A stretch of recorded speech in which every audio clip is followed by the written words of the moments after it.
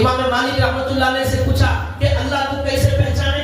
امام مالک رحمۃ اللہ علیہ نے کہا دنیا میں جتنے انسان ہیں سب کے چہرے الگ الگ ہیں، کروڑوں کروڑوں چہرے الگ الگ، آدم علیہ السلام سے لے کر آج تک سب کا چہرہ الگ، قیامت تک آنے والے لوگوں کا چہرہ الگ، اور سب کی آواز الگ، سب کے فنگر پرنٹس الگ، سب کچھ الگ الگ، کسی کی آواز بھی میچ نہیں ہوتی اور کسی کا چہرہ بھی میچ نہیں ہوتا، اور کروڑوں زبانیں دنیا کے اندر چل رہی ہیں، کوئی انگلش میں بول رہا ہے، کوئی تمل میں بول رہا ہے، کوئی کانڑا میں بول رہا ہے، کوئی عربی میں بول رہا ہے۔ وَمِنْ آيَاتِهِ وَاخْتِلَافُ أَلْسِنَتِكُمْ وَأَلْوَانِكُمْ، اللہ نے کہا تمہارے اللہ کو پہچاننے کی نشانی تمہاری زبانوں کا الگ الگ ہونا ہے، تمہارے رنگوں کا الگ ہونا ہے۔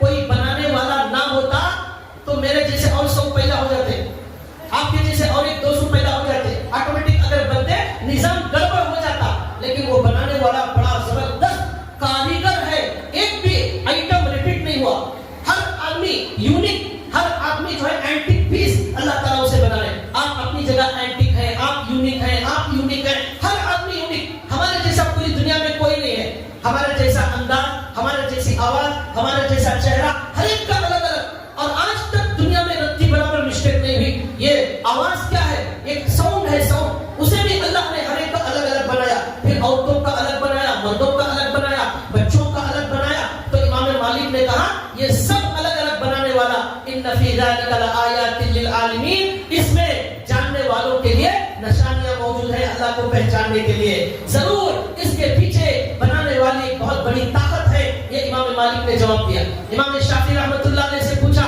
بتاؤ اللہ کو کیسے پہچانیں گے؟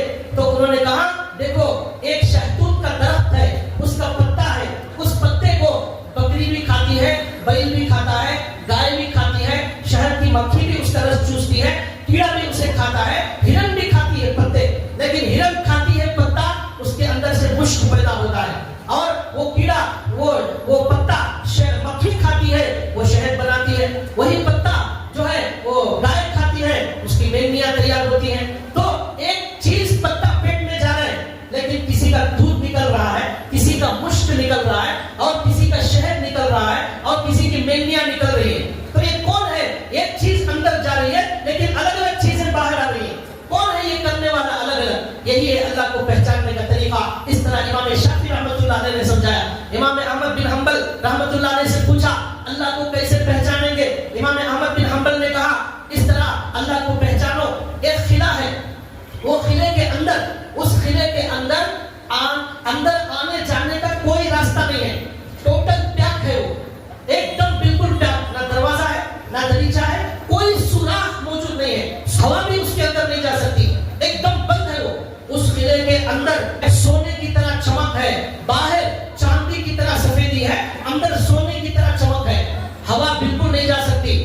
کچھ دنوں کے بعد اس قلعے کے اندر سے ایک جاندار آنکھ والا اور خوبصورت ایک جانور اس کے اندر سے قلعے کے باہر نکل کر آ جاتا ہے، کوئی اندر گیا ہی نہیں، وہ اندر سے باہر آ رہا ہے۔ یہ علامت ہے اس کے اندر کوئی بنانے والا ہے۔ وہ کیا ہے خلا؟ وہ انڈا ہے۔ امام احمد بن حنبل نے کہا وہ انڈا ہے خلا، اس کے اندر کوئی نہیں جا سکتا، بالکل پیک، ہوا بھی نہیں جا سکتی، سوئی جانے کے برابر بھی جگہ موجود نہیں ہے، اندر سونے کی طرح چمک رہا ہے، باہر چاندی کی طرح سفید ہے، کوئی نہیں گیا، کوئی سائنسدان، کوئی ڈاکٹر، کوئی عقلمند، کوئی مشین، کوئی چیز اندر نہیں گئی، لیکن اس کے اندر کچھ دن وہ مرغی کے نیچے انڈا ہوتا ہے، کچھ دنوں کے بعد دیکھتے ہیں ایک چوزا بڑا خوبصورت اور بڑی پیاری آواز والا، اور وہاں سے وہ نکل کر خود بخود وہ قلعے کو توڑ کر باہر آ رہا ہے۔